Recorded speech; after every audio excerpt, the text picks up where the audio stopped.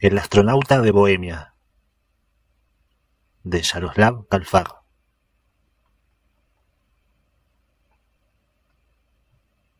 Primera parte. Ascenso. El lado perdedor. Me llamo Jakub Prochaska. Es un nombre común.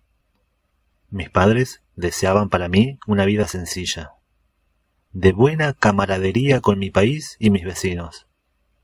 Una vida al servicio de un mundo unido en el socialismo. Hasta que el telón de acero se desplomó con sordo estruendo y el hombre del saco invadió mi país con su amor consumista y sus libres mercados. Antes de convertirme en astronauta, el hombre del saco y sus nuevos apóstoles me preguntaron si prefería cambiarme el nombre por otro más exótico, más occidental, más digno de un héroe. Rehusé. Me quedé con el que tenía, común y sencillo. Primavera de 2018, una tarde cálida de abril. Los ojos de la nación checa observaban desde el monte Petrín el despegue del transbordador espacial Jan Haas 1, desde un campo de patatas de propiedad estatal. La Orquesta Filarmónica Checa dispersó el himno nacional entre las torres góticas de la ciudad para acompañar la cuenta atrás, hasta que, al fin, la multitud contuvo el aliento mientras el transbordador absorbía y quemaba su combustible criogénico y era propulsado hacia lo alto con sus 9 millones de kilogramos, más los 80 de su único morador humano. En un abrir y cerrar de ojos, el Jan Haas 1 rubricó las 100 agujas de la ciudad con una cenefa que recordaba a una paloma. Tanto ciudadanos como turistas siguieron el ascenso en espiral hasta que el transbordador terminó desapareciendo entre los rayos del sol, reducido a una sombra capturada con destreza por un puñado de objetivos fotográficos. Después, los ciudadanos, entregados a su cháchara, descendieron del monte Petrín y abandonaron la nave a su nuevo destino en el cielo, para ir a sofocar su sed con cerveza.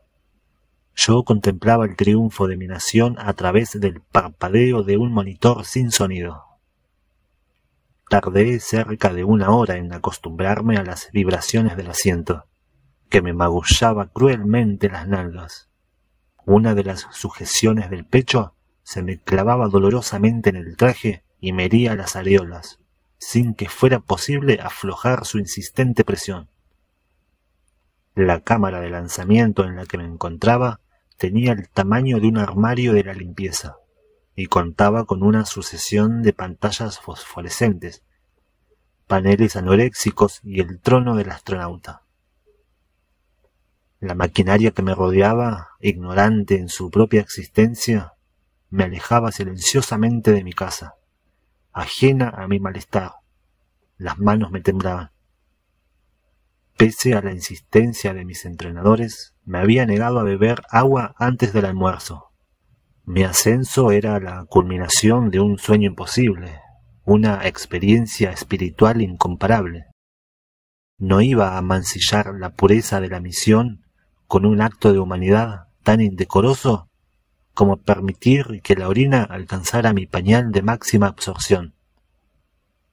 En la pantalla que tenía enfrente, mi pueblo agitaba banderas, blandía botellas rebosante de esteroplamen y entregaba sus billetes de coronas a cambio de transbordadores de plástico y figurillas de astronautas. Busqué el rostro de mi esposa, Lenka, confiando en llevarme una última visión de su dolor, el consuelo de que alguien me amaba y temía por mí, la garantía de que nuestro matrimonio superaría al menos esos 8 meses de ausencia. ¿Qué más daba que me notara la garganta reseca? Que la lengua me raspara la carne áspera de las encías, que los músculos de todo el cuerpo se me tensaran y acalambraran a medida que las comodidades básicas de la existencia humana desaparecían 1 kilómetro tras otro. cercenadas por las capas de las divisiones atmosféricas. Aquellos instantes históricos eran míos. Los colegiales repetirían mi nombre en los siglos venideros, y una escultura hecha a mi semejanza iría a engrosar inevitablemente las hileras de figuras del Museo de Cera de Praga. Los horizontes de Bohemia ya estaban sembrados de carteles donde yo aparecía alzando la vista al cielo con manifiesto entusiasmo. Las revistas del corazón daban a entender que yo tenía 4 amantes y un problema con el juego, o que la misión era falsa y yo una simple imagen generada por ordenador a la que daba voz un actor. El doctor Kurak, el terapeuta que me había asignado el Estado, había insistido en el terror absoluto que iba a invadirme durante el lanzamiento. Un humano solitario rumbo a lo desconocido, a merced de la tecnología indiferente y muda. No me caía bien el doctor Kurak. Apestaba a pepinillos, y era un pesimista disfrazado de hombre con experiencia. Aunque era el responsable de preparar mi frágil estado psicológico para la misión, básicamente se había dedicado a tomar nota de mis temores. Envenenamiento alimenticio, orugas, existencia de vida más allá de la muerte, y por lo tanto, posibilidad de que la vida no tuviera escapatoria. Y lo hizo con tal ímpetu que daba la impresión de que pensaba escribir mi biografía oficial. Me recomendó que durante el ascenso consumiera mis dulces preferidos de cuando era niño.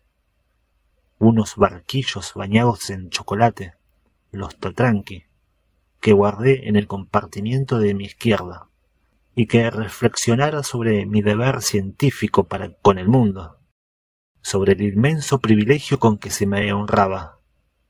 Aportar a los checos sus mayores descubrimientos desde que Jan Evangelista Purkin reparó en el carácter individual de las huellas dactilares, o tal vez desde que Otto Wichterle inventó las lentes de contacto blandas. Mi imaginación se aferró a esas cavilaciones que adulaban a mi ego, y en el silencio de la cámara empecé a murmurar mi discurso de aceptación del premio Nobel, hasta que la sed se me hizo insoportable. Quebranté mi resolución y pulsé el botón del H2O, y el líquido fluyó desde un recipiente bajo mi asiento hasta una pajita sujeta a mi hombro. Estaba a merced de mi propia cualidad física. Un enano encaramado a un tallo de judía mágica para luchar a brazo partido contra el coloso. Una estructura celular con fútiles necesidades de oxígeno, agua o expulsión de desechos. Aleja los pensamientos oscuros, bebe agua. Me susurré mientras chutes de adrenalina agudizaban mis sentidos y mitigaban los achares de mi cuerpo. Casi 1 año y medio atrás, un cometa desconocido hasta entonces había penetrado en la Vía Láctea desde la galaxia de Can Mayor. Después de que azotara nuestro sistema solar con una tormenta de arena de polvo cósmico intergaláctico, una nube se formó entre Venus y la Tierra, fenómeno sin precedentes al que sus descubridores de Nueva Delhi denominaron Chopra, y que sumió las noches terrestres en una luz zodiacal de color violeta. El cielo que el hombre siempre había conocido quedó alterado. El color del universo nocturno observado desde la Tierra ya no era negro, y la nube permanecía perfectamente estática. No presentaba ningún peligro inmediato, pero su comportamiento, impasible, atormentaba nuestra imaginación y la nutría de temibles posibilidades.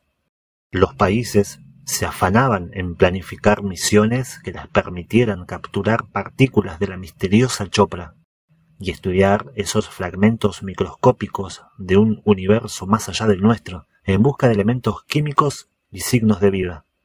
Se habían enviado 4 transbordadores no tripulados a comprobar las propiedades de Chopra y llevar muestras de vuelta a la Tierra, pero las sondas habían regresado con los vientres vacíos de datos útiles, como si la nube fuese una fata morgana, el sueño colectivo de miles de millones de personas. El paso siguiente era inevitable. No podíamos confiar la misión a las máquinas.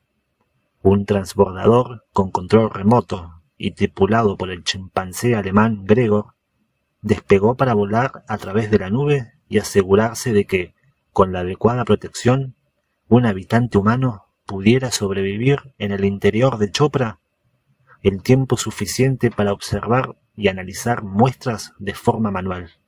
Gregor regresó indemne a su jaula del laboratorio, precisamente cuando se observó un cambio en el comportamiento de la nube.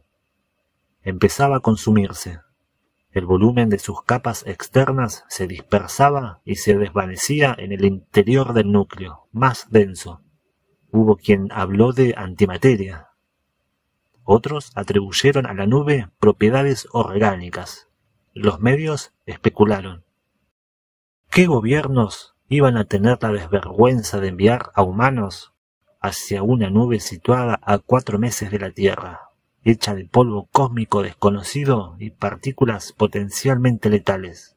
A modo de respuesta, rumores, solo rumores, de los estadounidenses, de los rusos, de los estadounidenses, de los rusos, de los chinos e incluso de los alemanes, que se habían declarado los más implicados con Chopra al haber ofrecido ya a Gregor en sacrificio. Al fin, un país de 10 millones de habitantes, el mío, los territorios de Bohemia, Moravia y Silesia, hizo una declaración. Los checos irían a Chopra para apropiarse de sus misterios, y yo iba a ser su paladín, quien les llevaría a casa la fanfarria de la gloria científica. En palabras de un poeta borracho de absenta que aparecieron impresas al día siguiente en los periódicos más importantes, en Shanghas I depositamos nuestras esperanzas en una nueva soberanía y prosperidad, pues ahora nos contamos entre los exploradores del universo. Dejaremos de mirar a un pasado en que fuimos reclamados por otros, en que nuestro idioma fue casi erradicado, en que Europa se tapó los ojos y los oídos ante el expolio y el maltrato que sufría su corazón mismo. No es sólo nuestra ciencia y nuestra tecnología lo que surcará aquel vacío. Es nuestra humanidad, nuestra belleza, en la forma de Jakub Prochaska, el primer astronauta de Bohemia, quien alzará el alma de la República hasta las estrellas. Hoy, finalmente, nos declaramos dueños absolutos de nosotros mismos. Mientras me preparaba para la misión, mis rutinas cotidianas pasaron a ser de dominio público. La calle del edificio de apartamentos en que vivíamos Lenka y yo era un hervidero de furgonetas de medios de comunicación, periodistas picoteando algo, fotógrafos que apoyaban el codo sobre un coche cual francotiradores, niños descarriados en busca de autógrafos o mirones en general, a quienes la policía, aparte de redirigir el tráfico, tuvo que contener. Adiós a mis paseos solitarios por la ciudad, a la silente contemplación ante la variedad de manzanas entre las que elegir en el supermercado. Me habían asignado una cuadrilla que me seguía a todas partes, por seguridad. Ya habían empezado a fluir las cartas trastornadas de fan y aspirantes de amantes, y para que me asistieran, ayudantes para las compras en el súper, ayudantes para recolocarme mechones de cabello sueltos, o ayudantes para hablar. No tardé en desear con todas mis fuerzas largarme de la tierra para poder volver a disfrutar del sencillo lujo de la soledad, del silencio.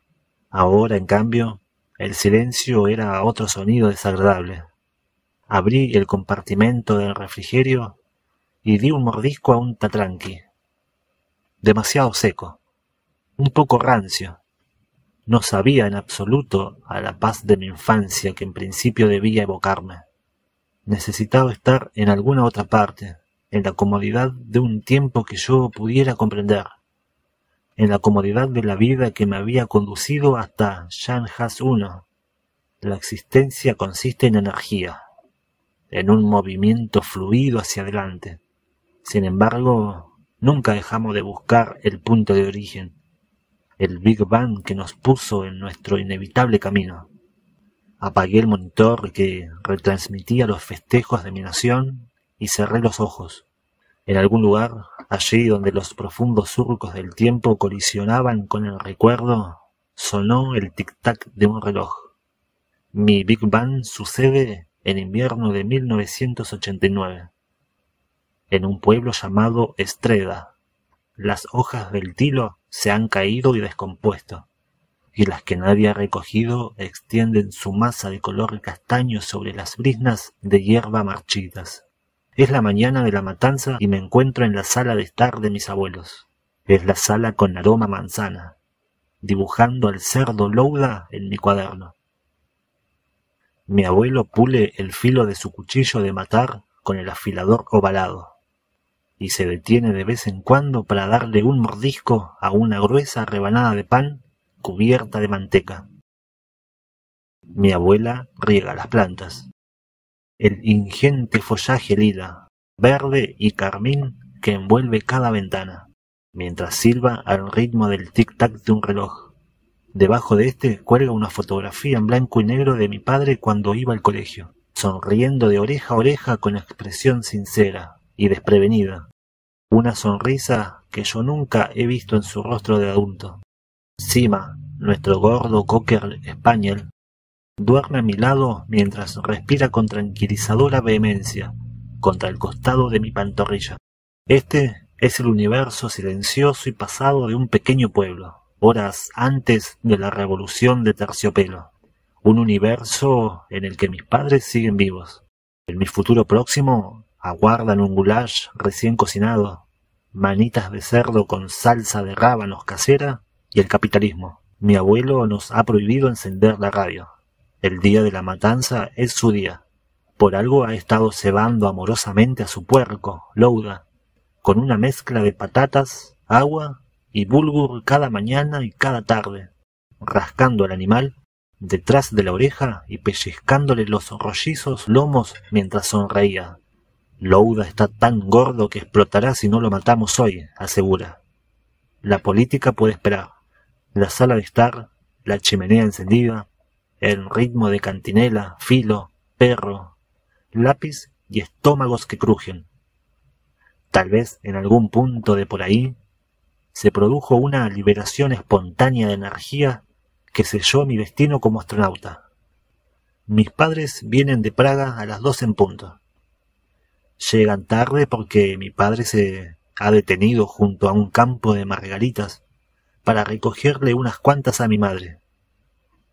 Aunque viste una vieja parca azul y un pantalón de chándal de mi padre, mi madre parece una de esas actrices pelirrojas y de piel lechosa que interpretan en la tele a las camaradas doncellas, donde con esa expresión de intensa feminidad y fiera dedicación al partido. Mi padre se ha dejado crecer el bigote más de lo acostumbrado, porque ya no tiene que afeitarse para ir a trabajar. Es flaco y tiene los ojos hinchados por el Slivovitz que ha estado bebiendo antes de acostarse. Se congregan más de 40 vecinos, además del carnicero del pueblo, que ayudará al abuelo con la matanza. Mi padre evita el contacto visual con ellos, pues no están familiarizados con su línea de trabajo. Si se enteran de que es un colaboracionista, un miembro de la policía secreta del partido, abandonarán a mi abuelo y a mi abuela y escupirán sobre nuestro apellido, no en público, sino con la callada hostilidad que nace del miedo y de la desconfianza hacia el régimen. Esta revolución se alza contra todo aquello que mi padre defiende. Los vecinos están inquietos, nerviosos debido a las ansias de cambio, mientras mi padre exhala humo entre sus labios pálidos, consciente de que dicho cambio lo situará en el lado equivocado de la historia. El patio es largo y estrecho, flanqueado a un lado por la casa de mi abuelo y al otro por el imponente muro del zapatero. Normalmente estaría repleto de colillas y de los útiles de jardinería de mi abuela. Pero en el día de la matanza, la suciedad y las malas hierbas han sido retiradas. Una valla alta separa el jardín y la posilga del patio, lo que crea un ruedo, un coliseo para la última danza de mi abuelo con Louda. Formamos un círculo en torno al patio y dejamos una abertura para que pueda entrar el cerdo. A las 5 en punto, el abuelo suelta a Louda del redil y le da una palmada en el trasero, mientras el animal recorre el perímetro del patio, olisqueándonos los pies con excitación y persiguiendo a un gato despistado. El abuelo carga pólvora y una bala de plomo en su pistola de chispa.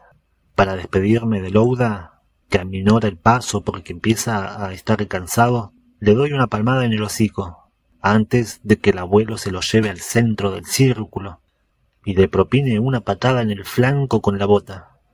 Después, coloca el arma detrás de la oreja de Louda y la bala hiende la piel, la carne y el cráneo.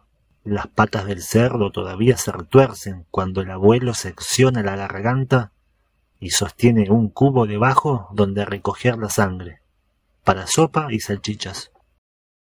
A pocos metros de distancia, el carnicero y los lugareños construyen un cadalso provisto de un gancho y vierten agua hirviendo en una cuba industrial. Mi padre frunce el ceño y se enciende un cigarrillo. No le enorgullece el negocio de matar animales. Es una barbarie, decía. Dañar a animales que simplemente viven su existencia en esta tierra. La gente es una auténtica hija de puta. Mi madre le pedía que dejara de meterme esas cosas en la cabeza. Además, él no era precisamente vegetariano, ¿verdad? Las cerdas rasposas se desprenden del cuerpo sonrosado de Louda y caen en la cuba. Lo colgamos del gancho por las patas y le rebanamos la parte central, de la ingles a la barbilla. Lo despellejamos, trenchamos la panceta y hervimos la cabeza. Mi padre consulta el reloj y entra en casa. A través de la ventana veo a mi madre viéndolo hablar por teléfono. No, hablar no, escuchar. Escucha y cuelga. En Praga, 500.000 manifestantes llenan las calles, rompen los cordones antidisturbios y siembran su camino de ladrillos. El repicar de llaves y timbres amortigua los anuncios de la radio. La hora de las palabras ya ha pasado. Ahora solo existe el ruido. El caos que contiene su liberación es el momento de un nuevo desorden, la ocupación soviética del país, el gobierno títere apoyado por Moscú. Todo eso se derrumba mientras el pueblo clama por las libertades de Occidente. Al infierno con esos parásitos ingratos, declara la jefatura del partido. Dejad que los imperialistas se los lleven directos al infierno. Hervimos la lengua de Louda. Yo perforo con un cuchillo los dados que han hecho con ella y me los llevo a la boca, calientes, grasientos y deliciosos. El abuelo limpia los intestinos del cerdo con vinagre y agua. Este año me han concedido el honor de ser el picador. Así pues, introduzco en un embudo la papada, el hígado, los pulmones y la falda troceados, junto con pan, y presiono hacia abajo mientras giro la palanca. El abuelo recoge el amasijo y rellena con él los intestinos limpios. Es el único hombre del pueblo que sigue preparando shitrinice con las manos en vez de utilizar una máquina. Los vecinos aguardan pacientemente a que mi abuelo finalice, y en cuanto la abuela lo divide en partes, todavía humeantes para los invitados, estos empiezan a marcharse más temprano de lo habitual. La mitad de ellos ni siquiera están achispados. Ansían regresar a sus televisores y radios, enterarse de lo que acontece en Praga. Sima mendiga las sobras y yo le permito lamer la manteca de mi dedo. Mi madre y mi abuela se llevan la carne adentro para envasarla y congelarla, mientras mi padre se sienta en el sofá, mira por la ventana y fuma cigarrillos. Yo entro para disfrutar del penetrante aroma del goulash de la cena. Demasiado pronto para saberlo, dice mi madre. Es mucha gente, Marqueta. El partido quería enviar a la milicia para dispersarlos, pero Moscú ha dicho que no. ¿Sabes lo que eso significa? Que no estamos luchando. El ejército rojo ya no nos respalda. Estamos acabados. Deberíamos quedarnos en el pueblo, a salvo de la turba. Vuelvo afuera con el abuelo, que coloca una carretilla en el medio del patio. Después de cargarla de leños secos, enciende una hoguera pequeña con ellos. La tierra bajo nuestros pies está empapada de la sangre de los órganos. Cortamos rebanadas de pan y las tostamos para acompañar la cena, mientras el sol se pone. Ojalá papá hablara conmigo, le digo. La última vez que le vi poner esa cara fue cuando, de pequeño, un perro le mordió la mano. ¿Qué pasará? No se lo digas a él, Jacob. Pero no será malo. ¿Va a perder el partido? Ya es hora de que el partido se marche. Ya es hora de algo nuevo. Pero, entonces, ¿seremos imperialistas? Ja, eso creo. Sobre los árboles que flanquean nuestra entrada, un despejado horizonte de estrellas envuelve el paisaje, mucho más nítido cuando no lo entorpecen las farolas de Praga. El abuelo me entrega una rebanada de pan con el borde quemado, y yo la tomo entre los labios y me siento como un hombre de la televisión. La gente de la televisión come despacio cuando la confrontan con una nueva realidad. Tal vez sea aquí donde una bolsa de energía renovada irrumpe contra el sólido muro de la física y selecciona una vida de modo tan inverosímil. Tal vez sea aquí donde pierdo la esperanza de una vida terrenal y corriente. Me termino el pan. Es hora de entrar a escuchar el silencio de mi padre. Dentro de 20 años te considerarás un hijo de la revolución, dice el abuelo mientras me da la espalda para orinar en el fuego. Como de costumbre, tiene razón. Lo que no me dice entonces, quizá por amor o por una dolorosa ingenuidad, es que soy un hijo del lado perdedor. O quizá no, pese a la incomodidad de mi trono de astronauta, pese al miedo, estaba preparado. Y aunque estaba sirviendo a la ciencia, más bien me sentía como un temerario que, en su moto de cross, examina el poderoso desfiladero del mayor cañón del mundo y reza a todos los dioses en todos los idiomas antes de dar el salto hacia la muerte o a la gloria, o ambas cosas. Estaba sirviendo a la ciencia, no al recuerdo de un padre cuya idea del mundo se derrumbó aquel invierno de terciopelo, ni al de la sangre de un cerdo sobre mis zapatos. No pensaba fracasar. Me sacudí de regazo las migas de tatranque. La tierra estaba negra y dorada, y sus luces se propagaban por los continentes como imparables fracciones producto de la mitosis, y se interrumpían bruscamente en aras del dominio irrebatible de los oscuros océanos. Los colores del mundo se atenuaban y las migas empezaban a flotar. Me había elevado sobre el fenómeno que denominamos tierra.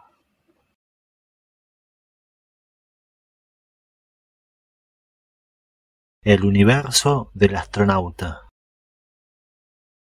Al despertar en la coyuntura de mi 13ª semana en el espacio, me desaté del útero y me desperecé, y me entraron ganas de tener unas cortinas que descorrer y un poco de bacon que freír.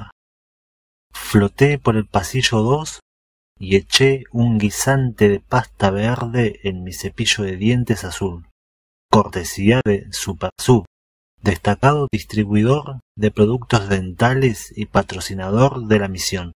Mientras me cepillaba, rasgué el plástico de otra toalla desechable, cortesía de Odobna, destacada cadena de alimentación de grandes superficies, y también patrocinadora de la misión.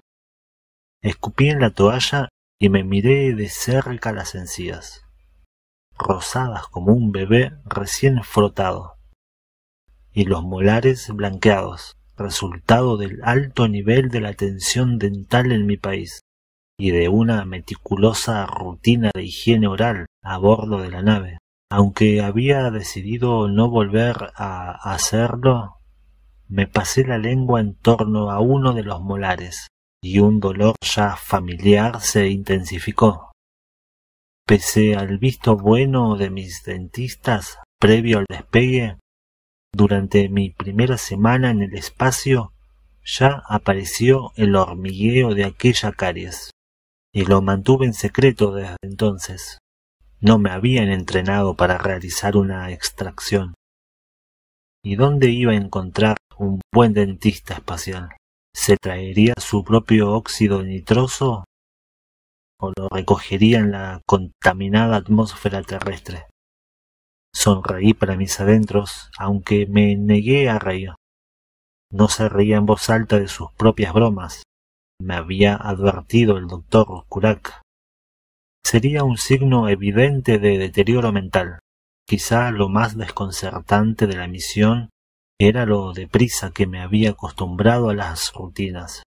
Mi primera semana en el espacio había sido un ejercicio de ininterrumpida expectación, como si me encontrara en un cine vacío aguardando a que el zumbido de un proyector iluminara la pantalla y ahuyentara todo pensamiento. La ligereza de mis huesos, las funciones de las máquinas, los chirridos y los golpes secos de la nave, como si tuviera vecinos en el piso de arriba. Todo resultaba excitante y digno de maravilla.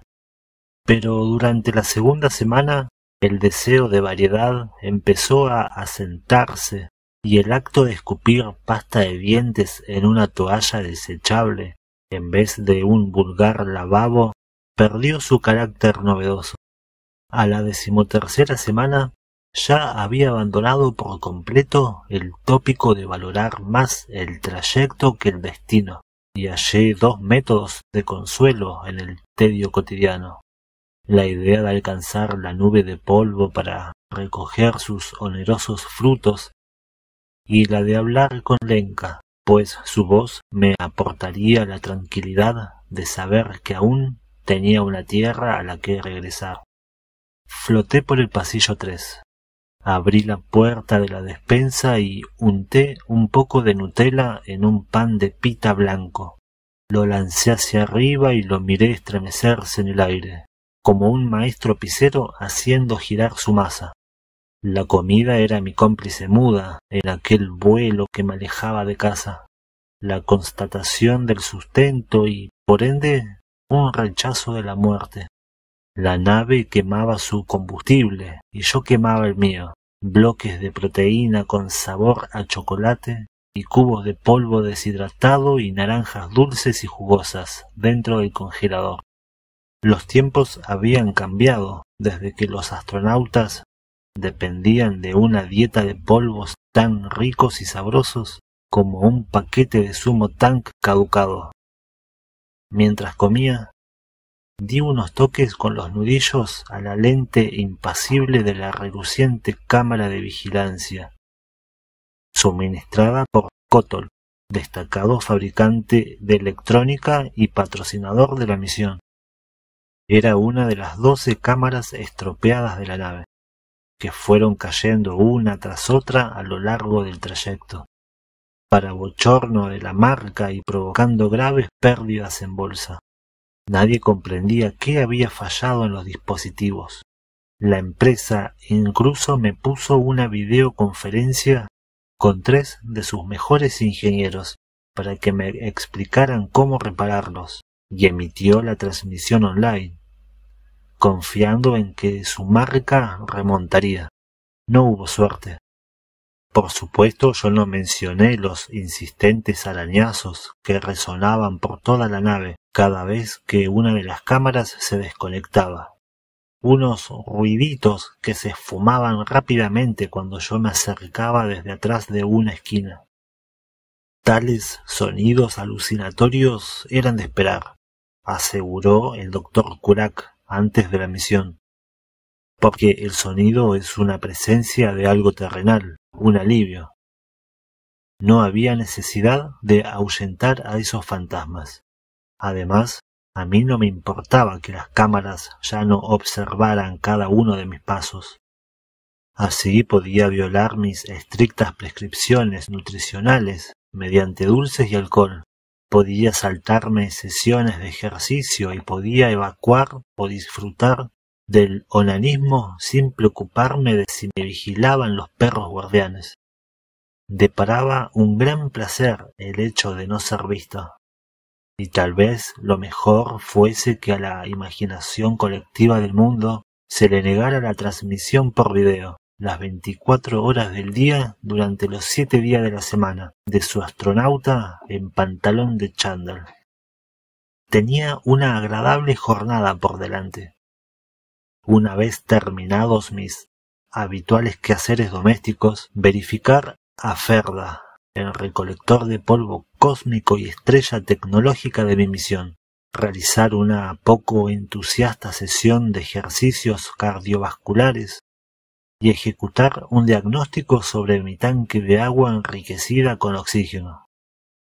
Iba a contar con unas horas de paz y lectura antes de arreglarme para una videoconferencia con mi mujer. A continuación me tomaría un vaso de whisky para celebrar que solo 4 semanas me separan de mi destino, la nube Chopra, aquel gigante gaseoso que había alterado los cielos nocturnos de la Tierra y eludido todos nuestros intentos para estudiarlo. Tras penetrar en la nube, debía recoger muestras con ayuda de Ferda, el aparato de ingeniería espacial más sofisticado que jamás surgiría de Europa Central, y estudiarlas en mi laboratorio, diseñado a propósito, durante el camino de regreso a la Tierra. Ese era el motivo de que el programa espacial de la República Checa me hubiera reclutado. Mi puesto como profesor numerario de astrofísica y reputado investigador del polvo espacial de la Universidad Karlova me habían formado en vuelo espacial, ingeniería aeroespacial básica y represión de náuseas en gravedad cero. Me habían preguntado si aceptaría la misión aunque hubiera alguna posibilidad de no retorno. La acepté igual. Los pensamientos sobre la muerte solo me visitaban mientras me dormía. Llegaban como un ligero olor debajo de las uñas y se marchaban cuando perdía la conciencia. No tenía sueños. No sabía si estaba más nervioso por la idea de acceder a los misterios de Chopra o por la de hablar con Lenka, sacar adelante un matrimonio tierra-espacio. Mediante esos videos semanales era como hacer planes para el verano siguiente mientras una infección se adueñaba de tu carne sana centímetro a centímetro. Al cabo de esas 13 semanas me percaté de que el anhelo humano mantiene un ritmo inmutable. El lunes, la fase cruda. Dios mío, querida, te echo tanto de menos. Sueño con tu aliento matutino en mis muñecas. El martes, nostalgia reflexiva. ¿Te acuerdas de cuando los croatas nos pararon en la frontera y trataron de confiscarnos los sándwiches de Chitnes? Desenvolviste uno y empezaste a comértelo y me gritaste que yo hiciera lo mismo. Me gritaste que nos los comiéramos todos antes de cruzar y les enseñáramos lo que es bueno a esos fascistas. Entonces supe que me casaría contigo. El miércoles, negación. Si lo deseara con todas mis fuerzas, estaría de vuelta en nuestro dormitorio. El jueves, frustración sexual y agresión pasiva. ¿Por qué no estás aquí? ¿Qué haces todo el día mientras yo escupo en una toalla azul? Cortesía de Odobna, patrocinador de la misión, y cuento las horas que me separan de la gravedad. El viernes, leve demencia y composición de canciones. Un picor que no se rasca, un picor que no se rasca. El amor es ese picor que no se rasca, picor que no se rasca. Oh. Durante las primeras semanas de mi misión, Lenka y yo superábamos el límite de 1 hora y 30 minutos de conversación previsto por el programa espacial. Lenka corría la cortina de privacidad azul marino y se desnudaba. La primera vez llevaba lencería recién comprada esa misma mañana, con bragas negras de encaje, y sujetador negro ribeteado de rosa. La segunda vez no llevaba nada de nada, y su cuerpo solo exhibía el suave matiz azul que se reflejaba sobre su piel. Petro, el operador, nos concedía todo el tiempo que necesitáramos. De todos modos, las limitaciones no tenían demasiada lógica, aunque me pasara el día charlando con Lenka. La trayectoria automatizada del transbordador permanecería inalterable, pero el mundo necesitaba ese relato. La trágica separación del señor astronauta y señora. ¿Dónde se ha visto un héroe que parlotee por teléfono? Sin embargo, durante las últimas llamadas me sorprendí agradeciendo la limitación temporal, pues Lenka se quedaba desesperadamente callada antes de que expirase la primera hora. Hablaba en voz baja y me llamaba por mi nombre de pila, en vez de utilizar el abanico de apodos cariñosos que habíamos ideado a lo largo de los años. Ni hablar de desnudos o de anhelos físicos. No nos susurrábamos nuestros sueños húmedos. Lenka se frotaba el borde de la oreja derecha como si sufriera alguna reacción alérgica, y no se reía de ninguna de mis bromas. Haga siempre las bromas para un público, no para sí, me había advertido el doctor Kurak. Si cae en la trampa de creer que puede ser usted su propia compañía, cruzará la peligrosa línea entre alegría y locura. Buen consejo, aunque difícil de poner en práctica en el vacío. Lenka era el único público que me importaba. La vacuidad del espacio no se podía comparar con mi desesperación, cuando su risa dio paso a estáticos silencios. En busca del origen de tal deterioro, mientras llevaba a cabo las tareas domésticas a bordo del Jan Haas 1, me obsesioné con mi última noche y mi última mañana en la Tierra con Lenka. Comprobaba los sistemas de filtrado con la intención de eliminar cualquier bacteria que pudiera mutar de forma impredecible dentro de las condiciones cósmicas e infectarme con un ensañamiento desconocido en la Tierra.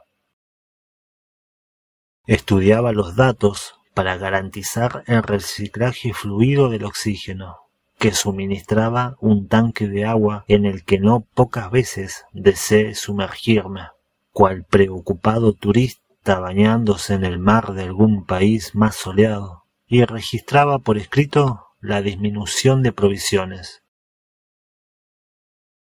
A mi alrededor, el transbordador zumbaba y hacía gorgoritos con su monótona voz de barítono, llevándome inconsciente a nuestro destino conjunto sin pedir consejo. Yo me dedicaba a certificar innecesariamente las posibles desviaciones respecto a la trayectoria. El ordenador era mejor explorador de lo que podía llegar a ser yo. Si Cristóbal Colón, aquel célebre impostor, hubiera contado con un GPS tan sofisticado como el mío, habría alcanzado el continente que le hubiera dado la gana, con una sola copa de vino en la mano y los pies en alto. Sin duda, las 13 semanas de misión me habían proporcionado mucho tiempo libre para obsesionarme con mi matrimonio. 3 días antes de mi marcha, Lenka y yo fuimos al Kuratsu, un restaurante japonés que nos encantaba, en el barrio de Vinoradi. Ella se puso un vestido de verano, estampado con dientes de león amarillos, y un perfume nuevo, una fragancia de canela y naranja remojadas de vino tinto. Deseé agacharme debajo de la mesa y acurrucar el rostro en su regazo. Ella dijo que mi sacrificio era noble y poético, introduciendo tales abstracciones mientras masticaba vigorosamente su tartar de atún. Nuestras vidas se convertirían en símbolos.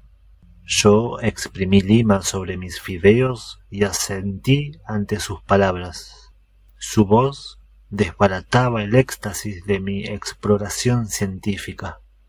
Yo no estaba seguro de que el conjunto del universo mereciera más la pena que ella, con sus rituales matutinos y sus perfumes y sus violentas crisis de pánico en plena noche. ¿Quién iba a despertarla para decirle que no le pasaba nada, que el mundo aún seguía entero? El flash de una cámara nos cegó. Las especias me abrazaron el contorno de la lengua y por primera vez no supe qué decirle a mi mujer. Solté el tenedor y me disculpé. Lo siento, dije. Solo eso. 2 palabras emitidas en su dirección, cuyo eco enseguida reverberó en mi mente. Lo siento, lo siento, lo siento. Ella también dejó de comer. Con su cuello esbelto y sus labios ambiciosamente rojos. Aquel sacrificio no era el mío, era el nuestro. Ella permitía que yo me marchara. Ella, que dormitaba en mi hombro mientras yo disertaba sobre libros de astrofísica y exámenes de mis alumnos. Ella, a quien de la emoción se le cayó el teléfono móvil en una fuente cuando le conté que me habían seleccionado para la misión. Ni se mencionó la posibilidad de que yo muriera, tan solo la oportunidad y el honor. No aludió a los test de embarazo negativos que iban a parar a nuestro cubo de basura mientras yo me dedicaba a habituarme a la ausencia de gravedad en el estanque de entrenamiento del PERC, el Programa Espacial de la República Checa. Y volví a casa con calambres en los músculos y un escueto «tengo hambre y sueño».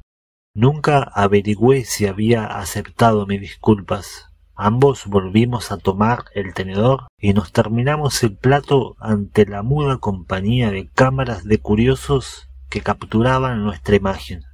Nos besamos y bebimos sake y hablamos de viajar a Miami a mi regreso.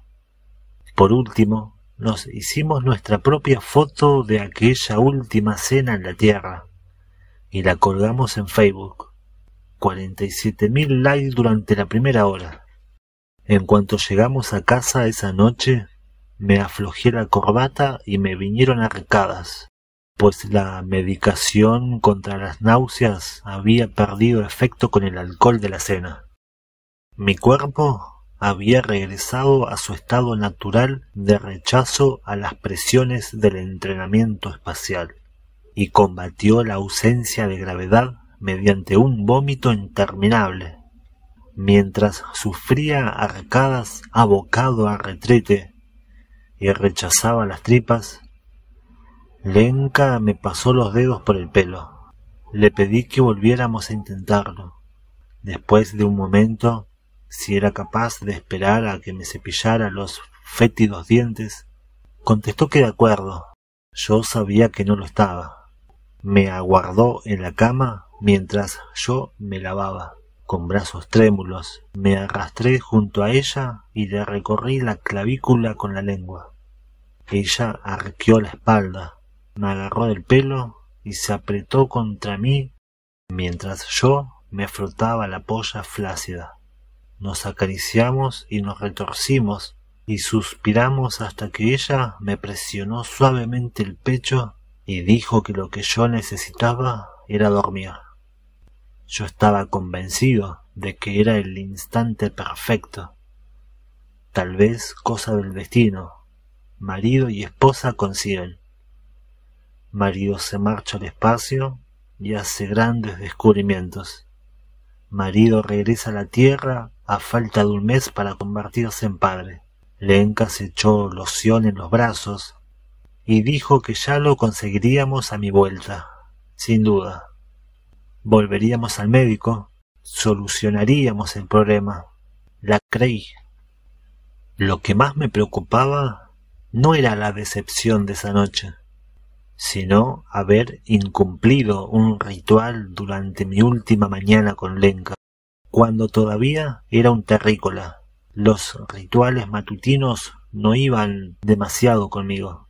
¿Por qué iba uno a perder el tiempo mirando por la ventana, sorbiendo unos líquidos que te abrazan los labios o cocinando comilonas en superficies calientes, cuando el mundo exterior estaba tan fresco y maduro para el abordaje? Pero a mi esposa le encantaban esas mañanas. Se ponía una bata, ¿por qué no vestirse de calle? Preparaba huevos, bacon, panecillos y té. ¿Por qué no comprarse un donut y un vaso de café antes de meterse en el metro? Y hablaba de nuestras esperanzas para ese día. 3 hurras porque no estamos muertos ni arruinados. Yo le seguía la corriente. Y es que, ¿por qué no iba a dejarme atrapar en esa ración de sensiblería doméstica? A relajar mis tensos músculos, a ayudar a batir huevos y lanzar alguna que otra mirada a sus tobillos delgados, mientras ella danzaba por nuestro hogar, al compás de un festival cotidiano. Mientras ella danzaba por nuestro hogar, al compás de un festival cotidiano. Lenka freía gruesas tiras de bacon, no de las envasadas, sino adquiridas en la tienda de la esquina, unas tajadas que aún apestaban a bestia viva. Me las ponía enfrente como una ofrenda, con la coacción de su calmada actitud matutina, aún sabiendo que yo suspiraba por moverme, que ansiaba salir a enfrentarme al mundo. Ella sabía que aquel era su poder, aminorar el ritmo de nuestras vivencias en forma de apaciguada danza, regulando mis latidos por medio de su tacto, de su voz y de sus curvas, por medio de la grasa de cerdo vertida sobre la porcelana. Era una de las principales cláusulas de nuestro contrato, el bacon y el donaire a cambio de mi sumisión, y ni una sola vez lo transgredí, hasta aquel último desayuno en la tierra con mi esposa. Desperté aquella mañana con las ya conocidas náuseas derivadas de mi entrenamiento de inmersión en la antigravedad. Engullí unos paracetamoles y entré en la cocina, donde el desayuno ya me aguardaba sobre la mesa. Lenka bebía una taza descomunal y sostenía un portátil sobre los muslos, pues estaba preparando la presentación de un presupuesto.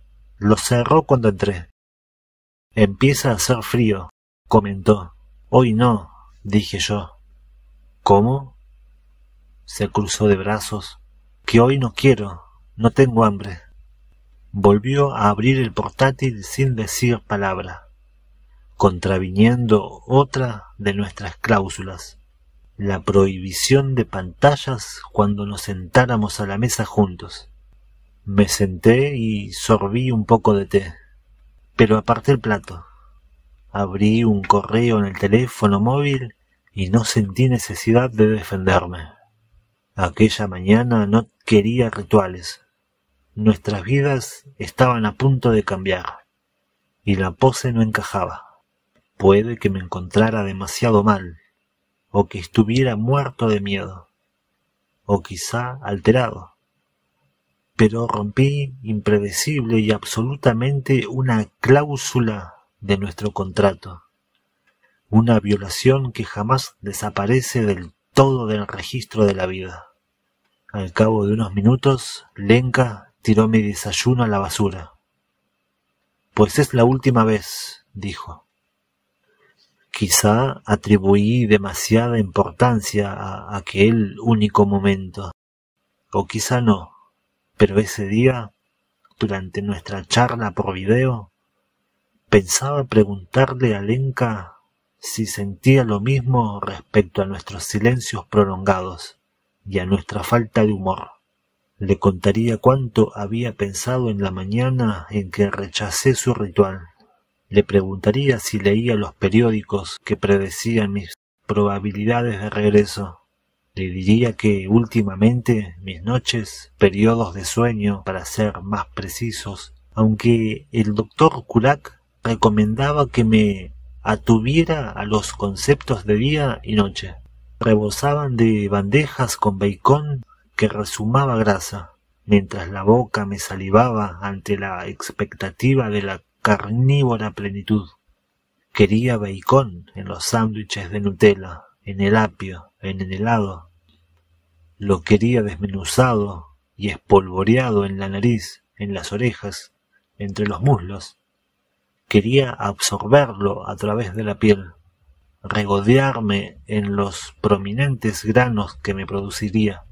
Durante esa llamada lenca necesitaba afrontar la violación del contrato y suplicar su perdón.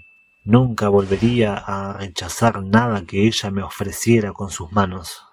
Esa llamada nos uniría de nuevo, activaría una nueva oleada de pasión a larga distancia, que haría mucho más satisfactorio el triunfo de la misión. Introduje en el registro los datos de habitáculo y nutrición, dejando al margen mi despilfarro en chocolate para untar y sidra. Recalibré a Ferda, el recolector de polvo, y ejecuté diagnósticos internos para asegurarme de que los filtros estuvieran limpios y listos para la ofrenda del Chopra. Ultimados los preparativos, maté un poco de tiempo leyendo Robinson Crusoe, una de mis obras favoritas de la infancia, que el doctor Curac me había recomendado llevarme para crear una asociación reconfortante.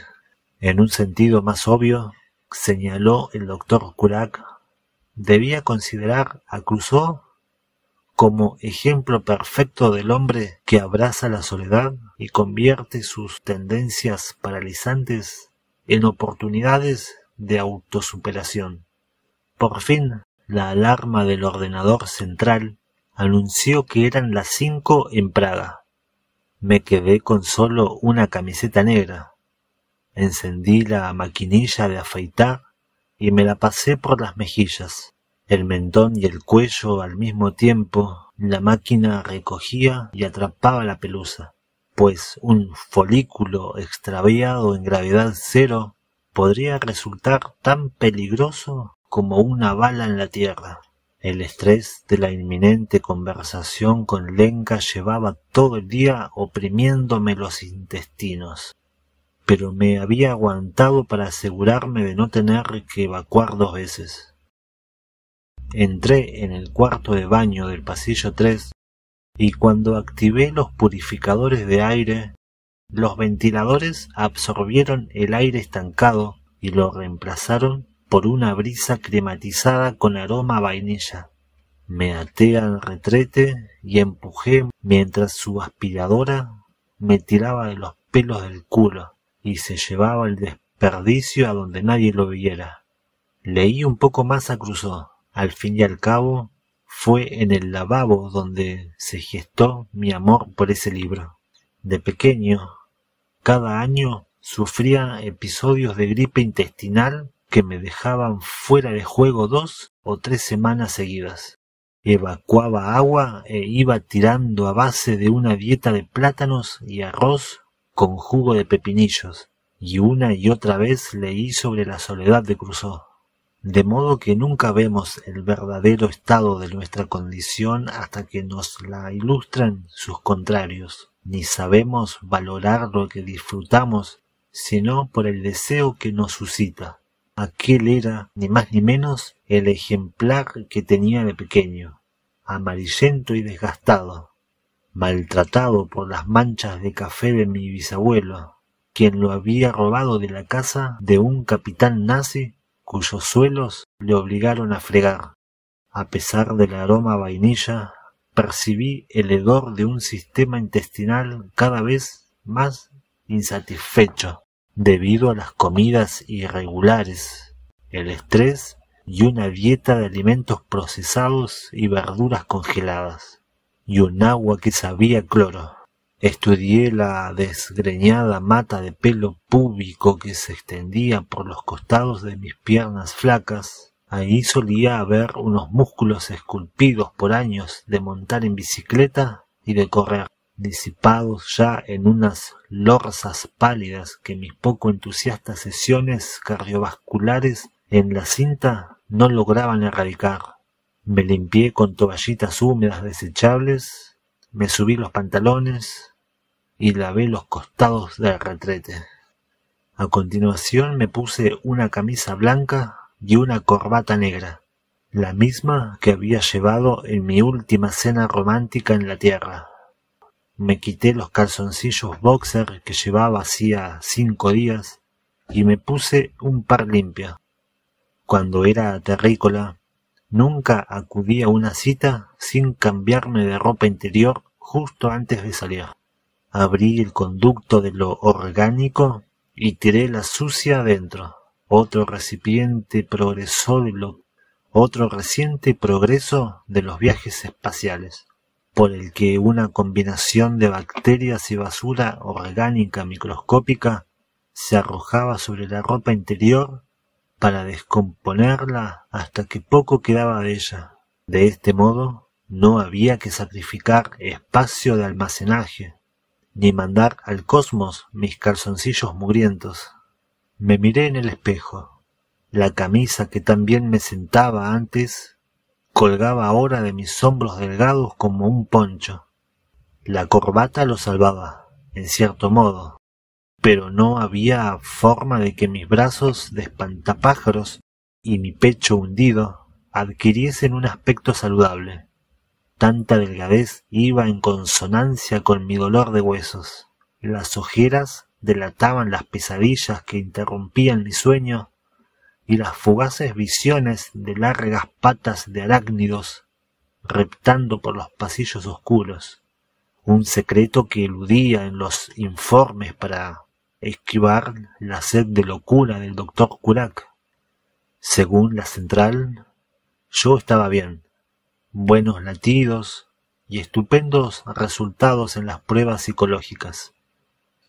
Pese a los profundos diálogos que mantenía conmigo mismo antes de acostarme, ellos sabrían. Floté por el pasillo 4, a un salón improvisado, y me até a un asiento frente a mi fuente de conexión y entretenimiento.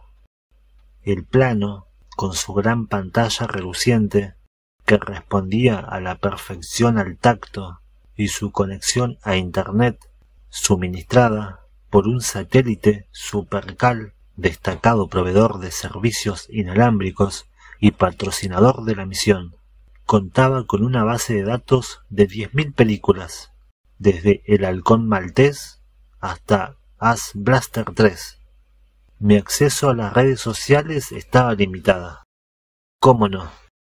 Toda la comunicación con el mundo exterior tenía que pasar por la central, después por los de relaciones públicas, luego por el despacho del presidente y vuelta a relaciones públicas. Pero tenía el resto de la web a mi disposición, con su espléndida capacidad de distraer cualquier cerebro con cualquier tema en cualquier sitio hacia el que uno pudiera tender sus omniscientes dedos. No podía evitar preguntarme si pudiéramos entregar un simple portátil a todos los que sufren privaciones o están sobrecargados de trabajo, y envolver el planeta en la calidez del Wi-Fi ilimitado. ¿No estarían todos ellos mucho más animados con transmisión continua para todo el mundo? En mis horas más oscuras en el Shanghas 1, cuando los ojos me dolían demasiado para leer y tenía la certeza de que algo me acechaba cada vez que me daba la vuelta, miré docenas de videos del perezoso Norman, una criatura holgazana y siempre sonriente, cuyo propietario tuvo la ocurrencia de ponerle unos vaqueros rectos y un sombrero de cowboy. Yo sonreía ante las diabluras del perezoso Norman y hablaba con él entre dientes.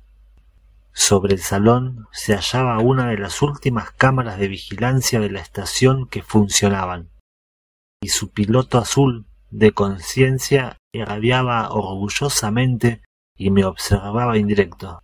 30 minutos para la conexión. Jugué al solitario y me pasé la mano por las mejillas para confirmar que no me había dejado algo sin afeitar.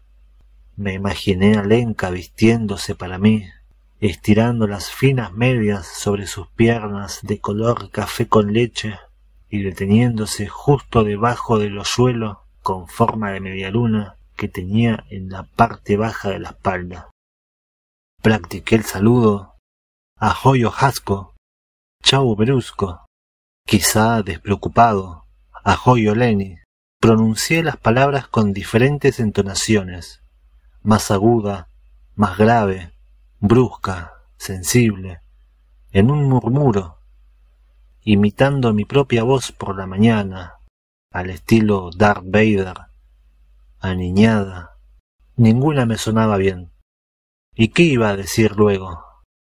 Ahora me encanta el bacon. Quiero dártelo de comer con los dedos, sentados en una playa de Turquía o de Grecia. En el espacio nada sabe bien. Echo mucho de menos tu sabor. Le recordaría nuestros mejores tiempos, como el día en que nos fuimos al lago, fumamos marihuana debajo de unos robles y hablamos de los lugares a los que viajaríamos. Nos lo montamos en el coche y volvimos a casa con el tiempo justo para comer cruasanes de chocolate y dormirnos en una cama llena de migas y con las barbillas manchadas de vino y saliva, cuerpos resecos del sol y pantorrillas llenas de arena rasposa. O aquel día en que nos colocamos en la torre del reloj astronómico y follamos con tantas ganas que echamos a perder un tesoro nacional. O la tarde en que nos casamos, en medio de un viñedo de Moravia, borrachos y descalzos. Por entonces no teníamos que trabajarnos la felicidad. Existía sin más. Esa vez funcionaría. Se rompería la racha de conversaciones distantes, ajenas a nosotros. Lo sabía. Incluso era posible que Lenka volviera a correr la cortina de privacidad, que me permitiera ver ese reflejo azul de club de jazz. La sombra de unas patas peludas de arácnido asomó desde detrás del mostrador del salón. Ahora no, dije con voz temblorosa. Las patas desaparecieron. 2 minutos para la llamada. Cerré todas las demás ventanas de la pantalla y fijé la vista. ¿Iba a llamarme antes de tiempo? Incluso unos cuantos segundos significarían para mí una infinita esperanza. 1 minuto. Tenía que llamar ella primero. No quería parecer desesperado. 10 segundos tarde. No podía ceder. ¿Problemas de tráfico? 1 minuto tarde. Respiré hondo y el índice de latidos de mi reloj de pulsera se aceleró. 2 minutos. Joder, pulsé el botón de marcar. Alguien contestó. El esperado rostro de mi esposa se transformó en una cortina gris y manchada, corrida detrás de una silla vacía. ¿Hola? Le pregunté a nadie. Una mano grande con brotes de pelos rojos en los nudillos agarró la cortina. Titubeó. Antes de que apareciera el resto del cuerpo, yo ya sabía que era Petro. «Hola». «Sí, estoy esperando», dije. La mano retiró la cortina y al fin pude ver la totalidad de Petro, guía de la misión, con su habitual camiseta negra, el tatuaje desvaído de Iron Maiden de su antebrazo, una cabeza afeitada y brillante de sudor y una barba de motero que le llegaba al pecho. Se sentó y corrió la cortina de privacidad a su espalda. Mi dedo índice se crispó. —Jakub, vas muy elegante, ¿qué tal? —me preguntó. —Bien. ¿Lenka ya está lista? ¿Has comido? —dijo él. —Sí, aparece en el informe. ¿Dónde está ella? Hoy es miércoles, ¿no? —Sí, es miércoles. ¿Y tus náuseas? ¿Funcionan las pastillas? —Me parece que ya me has oído, ¿no? —respondí yo cruzando los brazos. Petro dio unos golpecitos en la mesa con los nudillos. Guardamos silencio un instante. —Vale —dijo—, muy bien. Soy ingeniero. No me han entrenado para esto. Ha habido un poco de caos. Aún no acabamos de entender qué ha pasado. ¿De qué estás hablando? A ver, hoy Lenka ha llegado unas horas antes de tiempo. Estaba muy nerviosa y ha entrado con las gafas de sol puestas. La hemos dejado en la sala de descanso con un poco de café. Hemos ido unos cuantos a hablar con ella, pero no hacía más que asentir a todo. Kurak también ha hablado un rato con ella, y cuando faltaban 25 minutos para vuestra llamada, se ha levantado de golpe y se ha ido. Ha salido al vestíbulo, y el tío de abajo ha ido tras ella preguntándole qué ocurría, si se había olvidado de algo, y ella se ha metido un cigarrillo en la boca y ha dicho que necesitaba salir. —Pero si ya no fuma —señalé—. Da igual. ¿Cuándo volverá? No lo sé. Se ha metido en el coche. Yo la he seguido. Ha puesto el seguro y luego el motor del coche no se encendía. Me he quedado ahí mientras ella forcejeaba con la llave y el coche tosía y se calaba. Y entonces va y baja la ventanilla y me pide que la lleve.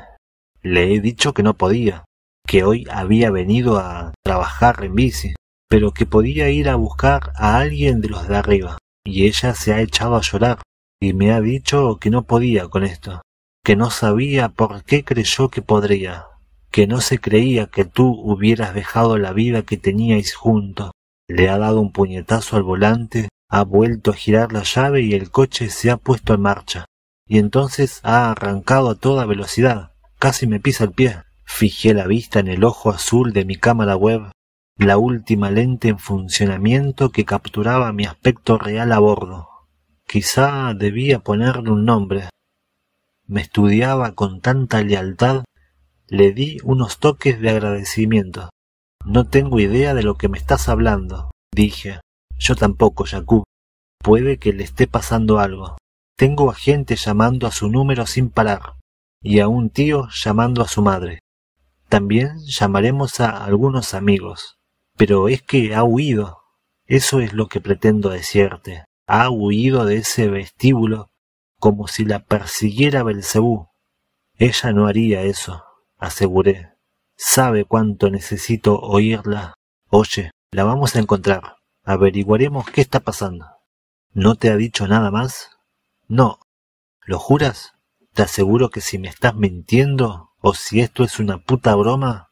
Jakub, tus vitales son un desastre. Ahora mismo tienes que concentrarte en la misión, en cosas que puedas controlar. Nosotros la encontraremos. Estará pasando por un momento difícil. Todo se arreglará. No me digas qué es lo que tengo que hacer, y menos en estos momentos. Cíñete a lo programado. ¿Qué ibas a hacer después de la llamada? ¿Cenar?, preguntó Petro. Masturbarme y leer, contesté. Ah, vale. No hacía falta que me informaras de todo. Pero puedes seguir adelante con lo tuyo. Mantén la mente despejada. No quiero. Tómate una barrita de proteínas. Haz un poco de ejercicio. Corté la llamada y me desaté del asiento. Me quité la corbata y la dejé aletear por el pasillo 3. Luego me desabroché la camisa y me la arranqué de la espalda. La voz de Petra sonó a través del intercomunicador.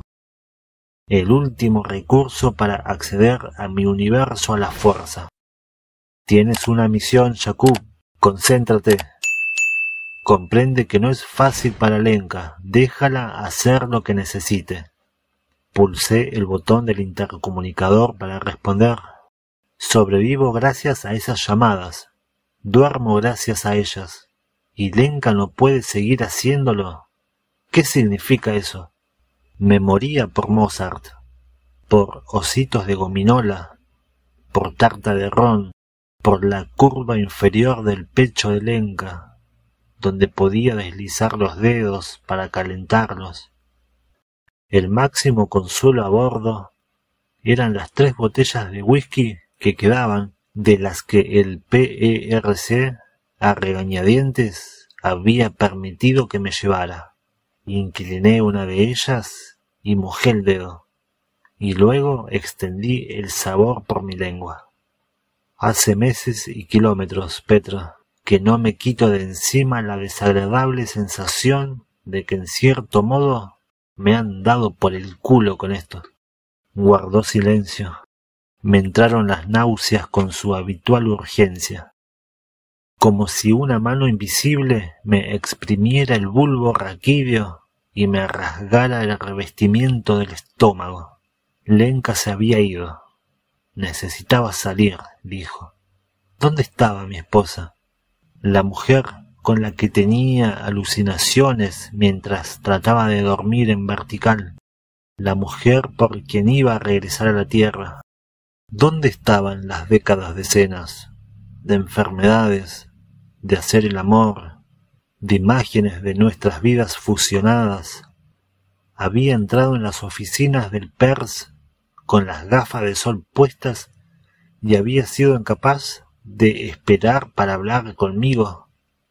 Le había dicho a un hombre que lo único que sabía era que necesitaba irse, como si yo no existiera. Lenka me había dejado. A eso respondían los silencios, tal como yo lo había interpretado. Ya me había dejado una vez. En esas semanas en torno al aniversario de la muerte de mis padres, cuando me refugié en el despacho durante días y la dejé sola después del aborto. Pero en aquel entonces mis piernas estaban sujetas a la gravedad y pude salir a buscarla a la parada del metro, suplicarle delante de todos los que estaban esperando allí y decirle que nunca volvería a dejarla sola. Sí, ahora veía la mentira, flotando en el interior de mi nave, y cuando el metro llegó, ella me permitió besarle la mano y cogerle la maleta, y volvimos a casa, y allí iniciamos las negociaciones para restaurar nuestra maltrecha unión. Aquí, en cambio, no cabía esa posibilidad. A cada hora me alejaba 30.000 kilómetros de ella. Por instinto, me dirigí al cuarto del laboratorio. La vida cobraba sentido en los laboratorios. Se medía, se pesaba y se descomponía hasta sus más íntimos fundamentos. Retiré una placa con polvo cósmico, una muestra antigua de su contenedor. La coloqué debajo del microscopio y enfoqué. Era el genoma del espacio, el plancton del cosmos, agua metamorfoseada en vino, y me susurraba revelándome su contenido. Otro sorbo de whisky, mientras observaba el blancuzco cristal de silicatos, los hidrocarburos aromáticos, policíclicos y ese veneno omnipresente, H2O en estado sólido. Sí, por supuesto, ese era el motivo de mi presencia en la Tierra.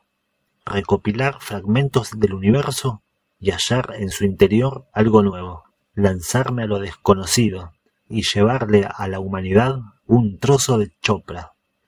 ¿Qué matrimonios me perdí? ¿A qué hijos no pude dar el ser? ¿A qué padres y abuelos no pude mantener con vida?